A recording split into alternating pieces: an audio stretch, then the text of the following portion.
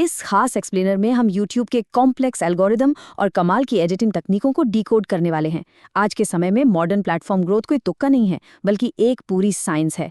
कई अहम सोर्सेज और डेटा का गहराई से विश्लेषण करने पर कुछ ऐसे सीक्रेट सामने आए हैं जो 2026 में किसी भी नए या पुराने चैनल को बिल्कुल रॉकेट की तरह आगे बढ़ा सकते हैं। तो चलिए बिना देरी किए इस मास्टर क्लास को शुरू करते हैं।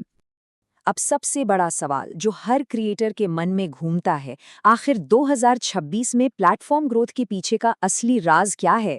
बहुत से लोग सोचते हैं कि ये तो बस किस्मत का खेल है, लेकिन डेटा कुछ और ही कहानी बयां करता है। ये पूरा खेल सही सिग्नल्स, ऑडियंस बिहेवियर और बिल्कुल सटीक टाइमिंग को समझने का है।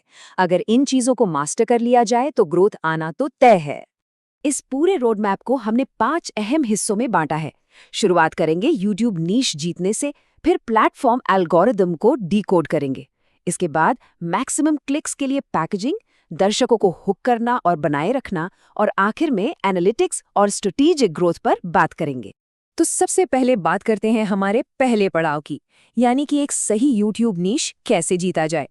फाउंडेशन सेट करने के लिए द 3P रूल को समझना बहुत जरूरी है। यह बेसिकली 3 एलिमेंट्स का एक परफेक्ट कॉम्बिनेशन है। पहला है पैशन, मतलब एक ऐसा टॉपिक जिसमें सच में मजा आए ताकि कुछ महीनों बाद ही बर्नआउट वाला फील ना आए। दूसरा है प्रोफेशंसी, यानी उस टॉपिक की एक बेसिक समझ और हुनर होना। और तीसरा जो सबसे क्रिटिकल है वो है प्रॉफिट, मतलब उस टॉपिक को देखने वाली ऑडियंस इतनी बड़ी होनी चाहिए कि वहां से रियल ग्रोथ और रेवेन्यू आ सके। अगर दुनिया में किसी टॉपिक को देखने वाले गिने चुने लोग ही हैं तो वहां चैनल का ग्रो करना लगभग नामुमकिन हो जाता है। यहीं पर आउटलायर मेथड काम आता है। यह एक बेहद दिलचस्प कॉन्सेप्ट है। मान लेते हैं कि हम कुछ ऐसे छोटे चैनल्स को एनालाइज कर रहे हैं जिनके सब्सक्राइबर्स तो न के बराबर हैं और औसत व्यूज भी मुश्किल से 1000 आते हैं, लेकिन अचानक उनके किसी एक वीडियो पर 1,00,000 व्यूज आ जाते हैं, तो वो वीडियो एक आउटलायर बन गया। अब क्योंकि छोटे चैनल्स की कोई फेस वैल्यू नहीं होती, इसलिए ये आउटलायर वीडियोस सीधा सीधा ये बताते हैं कि ऑडियंस अभी इस वक्त किस टॉपिक की सबसे ज्यादा डिमांड कर रही है। इन ट्रेंड्स को पकड़कर बेहतरीन कंटेंट बनाया जा सकता है। नीश सेलेक्ट करने के बाद अब वक्त है प्लेटफॉर्म एल्गोरिदम के रहस्य को डिकोड करने का। कोई भी एल्गोरिदम सबसे पहले क्लिक थ्रू रेट यानी CTR पर फोकस करता है, ये देखने के लिए कि वीडियो की पैकेजिंग लोगों को अपनी तरफ खींचने में कितनी कामयाब है। सिंपल सी बात है, अगर कोई वीडियो 100 लोगों की स्क्रीन पर गया और 10 लोगों ने उस पर क्लिक किया तो CTR 10% हो गया। ये सफलता का वो पहला दरवाजा है जिसे हर हाल में पार करना ही पड़ता है। और इस CTR के एकदम कंधे से कंधा मिला के चलता है एवरेज व्यू ड्यूरेशन। ये मैट्रिक साफ साफ बताता है कि थंबनेल ने जो वादा किया था, क्या वीडियो के अंदर वो पूरा हुआ। अगर लोग क्लिक तो कर रहे हैं लेकिन तुरंत बोर होकर बाहर निकल रहे हैं तो एल्गोरिदम वहीं पर वीडियो की रीच को रोक देगा। असल में एक मजबूत एवरेज व्यू ड्यूरेशन ही लॉन्ग टर्म यूट्यूब ग्रोथ की असली चाबी है।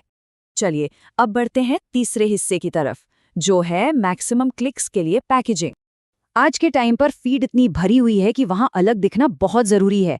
इसके कुछ एकदम सॉलिड रूल्स हैं। थंबनेल को बहुत ज्यादा चीजों से नहीं भरना है, बल्कि एक स्पष्ट फोकल पॉइंट रखना है। हाई कॉन्ट्रास्ट कलर्स और इंसानी चेहरों का इस्तेमाल करना चाहिए जिन पर साफ भावनाएं दिख रही हों, क्योंकि ह्यूमन साइकोलॉजी के हिसाब से चेहरे तुरंत एक कनेक्शन बनाते हैं और क्यूरियोसिटी जगाते हैं।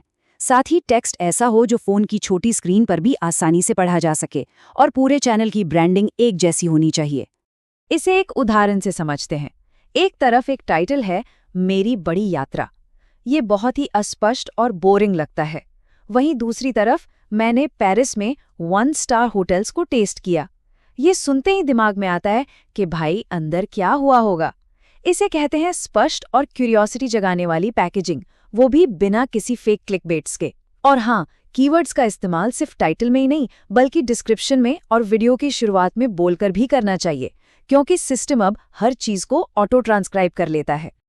अब आते हैं चौथे और बेहद क्रिटिकल हिस्से पर, दर्शकों को हुक करना और उन्हें अंत तक बनाए रखना।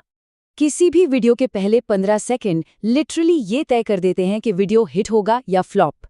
ये वो छोटी सी विंडो है जो एल्गोरिथम को सीधा सिग्नल देती है कि ये कंटेंट आगे पुश करने लायक है भी या नहीं। इसीलिए लंबे और बोरिंग इंट्रो या सिर्फ अपने बारे में बात करने के बजाय सीधे मुद्दे पर आना सबसे बेस्ट रहता है। इसके लिए एक बहुत ही कमाल का 3 स्टेप्स वाला फॉर्मूला काम आता है। शुरुआत में सबसे पहले उसी चीज के बारे में बात करनी है जो थंबनेल में प्रॉमिस की गई थी, यानी मेन लक्ष्य। फिर उस लक्ष्य तक पहुंचने में आने वाली मुश्किलों या फ्रस्ट्रेशन को हाईलाइट करना है, जिससे थोड़ी टेंशन पैदा हो, और फिर तुरंत एक सॉलिड समाधान पेश करना है। बस इतना करते ही ऑडियंस पूरी तरह से वीडियो के साथ जुड़ जाती है। और एक बार हुक करने के बाद पेसिंग बनाए रखना बहुत जरूरी है। जब कोई कॉम्प्लेक्स बात समझाई जा रही हो तो हर 5 से 7 सेकंड में स्क्रीन पर कुछ नया होना चाहिए, जैसे कोई बी रोल, हल्का सा जूम इन या फिर कोई पैटर्न इंटरप्ट, जैसे एक छोटा सा जोक या साउंड इफेक्ट। ये चीजें दिमाग को बोर नहीं होने देती और अटेंशन को लगातार रीसेट करती रहती हैं। अब यहाँ एक बहुत ही मजेदार डेटा पॉइंट है जो बताता है कि आजकल लंबे वीडियोस इतने पॉपुलर क्यों हो रहे हैं। अगर एक 20 मिनट के वीडियो पर 25% का रिटेंशन रेट भी आ रहा है तो वो पूरे 5 मिनट का वॉच टाइम जनरेट कर रहा है, और एल्गोरिदम इस लंबे वॉच टाइम को बहुत बड़ा इनाम देता है। यही वजह है कि आज के टॉप क्रिएटर्स क्वांटिटी से ज्यादा क्वालिटी और लंबे एंगेजिंग वीडियोस पर फोकस कर रहे हैं। और अब हम पहुंच गए हैं अपने आखिरी पड़ाव पर, एनालिटिक्स और स्ट्रैटेजिक ग्रोथ। डेटा को समझना किसी भी क्रिएटर के लिए एक सुपर पावर की तरह है।